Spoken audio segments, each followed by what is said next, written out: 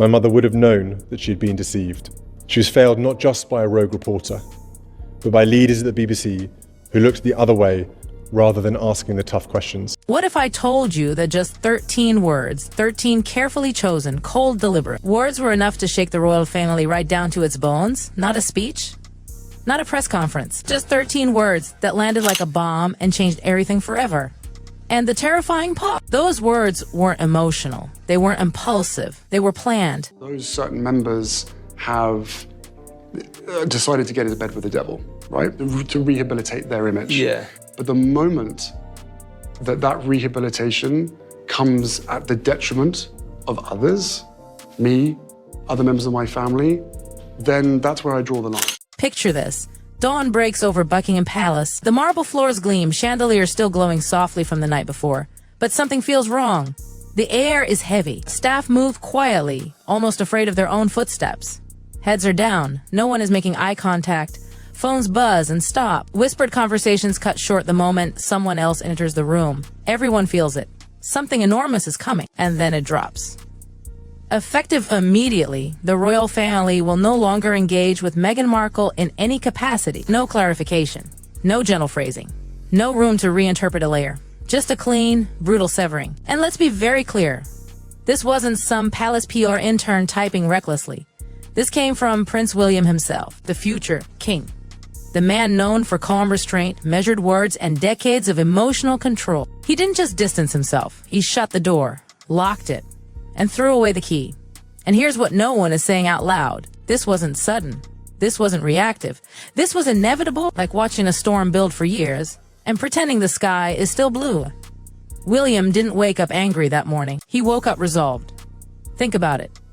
Have you ever had to cut someone out of your life completely? Not because you hated them, but because you couldn't survive them anymore. Someone you once trusted, someone you defended even when others warned you. What pushes a person to that point? One massive betrayal, or 1,000 quiet ones that pile up until the person you thought you knew no longer exists? For William, it was chillingly clear. This wasn't just a family disagreement spilling into public view. This was a calculated power move years in the making. The monarchy has survived divorces, scandals, leaked recordings, affairs that would have destroyed any normal family. Yet nothing fractured it quite like the Meghan era. Every appearance, every interview, every carefully framed sentence seemed to overshadow the crown itself. Old wounds were reopened, trust eroded, and the institution began slipping out of William's hands. Behind closed doors, he tried. Palace insiders say he attempted quiet resolutions. He tried reasoning with Harry. He tried patience. But that last conversation between the brothers? It wasn't about titles. It wasn't about appearances. It was about betrayal. And when you understand what was said in that final, secretly recorded phone call, you'll understand why William never looked back. That morning, palace corridors were unnaturally still. One aide described the tension as static, crackling through the walls. Phones stopped ringing. Even the press office, usually buzzing nonstop, fell silent. And then, from behind closed doors, William's voice cut through the air. Release it. 2 words. That was all. Within an hour, the statement was live. And within minutes, the internet exploded. By nightfall, the monarchy had split into 2 warring camps. But here's the twist no one expected. This wasn't just about Meghan. This was about control. For years, William had watched the royal narrative slip away. Charity events overshadowed by drama. Family gatherings turned into clickbait. Every royal moment measured against Meghan's media presence. The crown was losing its grip, and William knew it. Something happened in the days before that announcement. Something final. Multiple palace sources point to a private report. A classified dossier compiled by royal security. Protocol breaches. Confidential leaks. Strategic manipulation of narratives. But even darker than that was a tense meeting days earlier between King Charles, Catherine, and William. The king reportedly urged restraint. William didn't agree. He said words that stunned the room. "We can't let sentiment destroy the throne." This from the man who once shielded Harry from scrutiny, the man who stood beside him through heartbreak. So what changed? Or maybe the real question is, who changed? Most people missed the timing. This wasn't emotional. It was surgical. The statement dropped just before dawn London time. American audiences asleep. British media unprepared.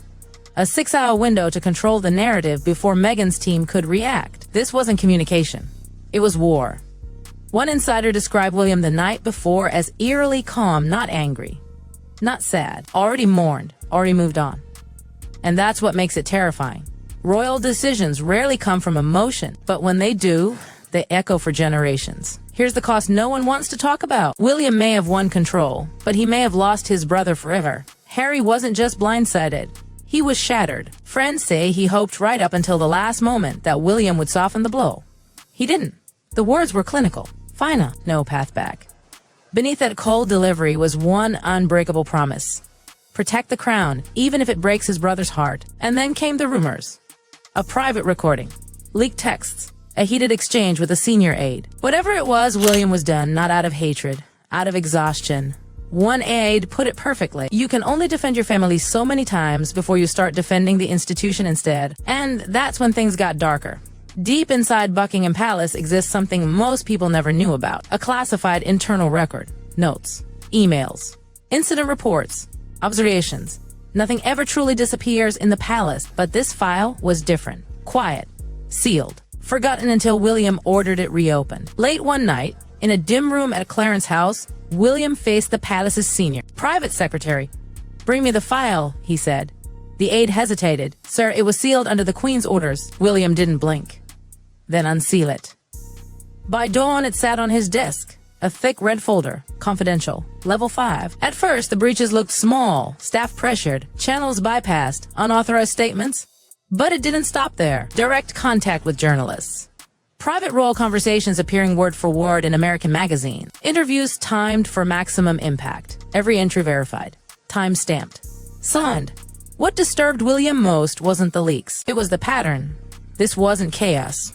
This was strategy. Buried deep inside was the most damning section of all a psychological impact assessment. Staff testimonies, emotional distress, intimidation, manipulation. Anonymous voices described being gaslit, doubting their own memories. One line haunted him. She cried for cameras. Behind closed doors, she screamed. William didn't explode. He went quiet. He had defended her for years, told the world she needed time, patience, support. But the evidence stripped that belief away. Catherine's private notes confirmed it. And then came the envelope that stopped him cold. Private notes. HRH Catherine. Handwritten. Honest. Heartbreaking. She described feeling undermined. Studied. Collected. One sentence struck like a knife. "I fear Harry's loyalty is being tested daily." William closed the folder. Whispered, "No one outside these walls sees this. Not yet."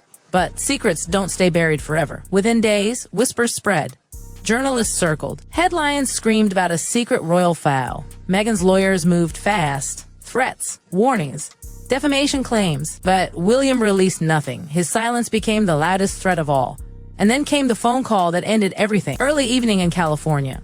The sun was just beginning to dip, casting long shadows across the glass walls of Harry's home. His phone buzzed in his hand, and before he even answered, he knew. This wasn't casual.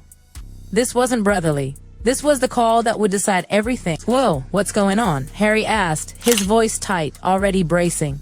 There was a pause. Not hesitation, control. Then William spoke, low and steady. "You already know." Harry exhaled sharply, panic slipping through. "Don't do this. Not like this. We can fix it. We always fix it." "It's too late," William said. No anger, no drama, just finality. Harry's tone shifted, desperation hardening into defiance. "You can't just cut her off. She's my wife. You're punishing her for telling her truth." William didn't raise his voice. That was the most chilling part. "She didn't just speak her mind. She's been twisting it to suit her story." Silence. Heavy. Then Harry snapped. "You think you're protecting the crown? You're proving her right. That this family is cold, heartless." William's patience thinned. "You call it cold.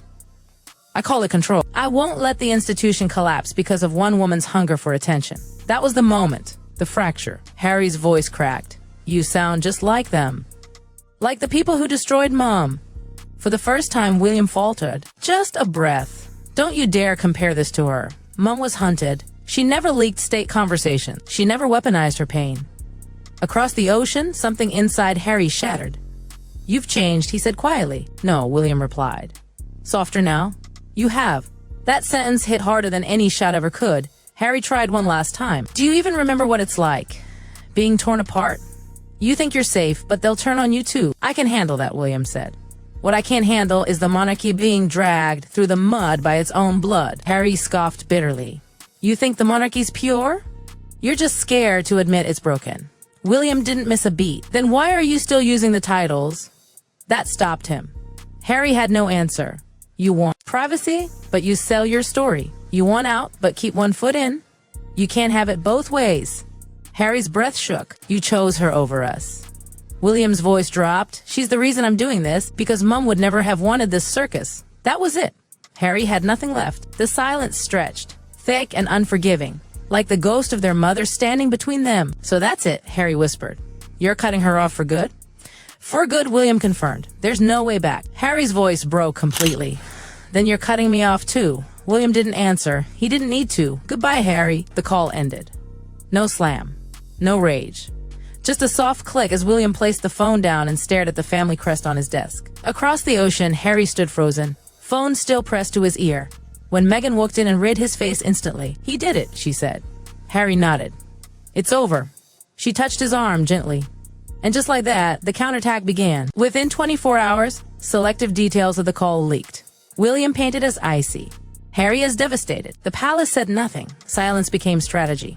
But Meghan moved fast. Her team gathered. Publicists, consultants, narrative architects. The plan wasn't outrage. It was elegance with a blade hidden inside. A close friend spoke to American media. Meghan was heartbroken. Forgiveness, they said, wasn't part of royal culture. The headline spread like wildfire. Soft words, sharp intent. Then came the warning shot. Rumors of a documentary, approaches from major platforms. A reminder to the palace that Meghan still owned an audience. But beneath the confidence was fear. Invitations vanished, deals stalled, polls dropped. For the first time, she wasn't the rebel royal, she was the exile. 2 weeks later, Meghan returned to the mic. Calm, warm lighting, carefully measured words. When you speak your truth, she said, sometimes those closest to you silence you first. Inside Kensington Palace, William listened without reacting. He turned off the audio and muttered, we don't respond to noise. Then came the leak no one expected, a private letter, grievances, pain, ending with one chilling line. If my voice is silenced, history will speak for me. The world split again. Meghan denied involvement. The palace denied everything. And then the most dangerous development of all surfaced. Snippets of the brothers' phone call, word for word. Someone had recorded it. Someone wanted destruction documented. From that moment, the monarchy locked down. Lawyers replaced phone calls. Security tightened. The war went cold. And through it all, one figure moved quietly, decisively. Catherine. While cameras captured her serene smiles. Behind palace walls, she was calculating timing, repairing trust, steadying staff. Months earlier, she'd sensed something was wrong. Meghan's charm didn't match her intentions. One whispered moment stayed with her forever. They love me now. One day they'll fear me. Catherine never confronted. She documented. Patterns, contradictions, calmly, methodically. When HR asked for feedback, her notes became the spine of that secret file. When William wavered, it was Catherine who spoke gently. You can't protect everyone forever, she told him. End it. And when the statement went live, Catherine held the line. Public warmth, private resolve. She understood something Meghan never did. Power doesn't come from noise, it comes from silence. So here we are, two brothers divided. A monarchy transformed, a woman cut off forever. And one question still hanging in the air. Was William right? Or did he prove everything Meghan ever said? Because this wasn't just a family feud. This was the birth of a new royal era. And its consequences will echo for generations.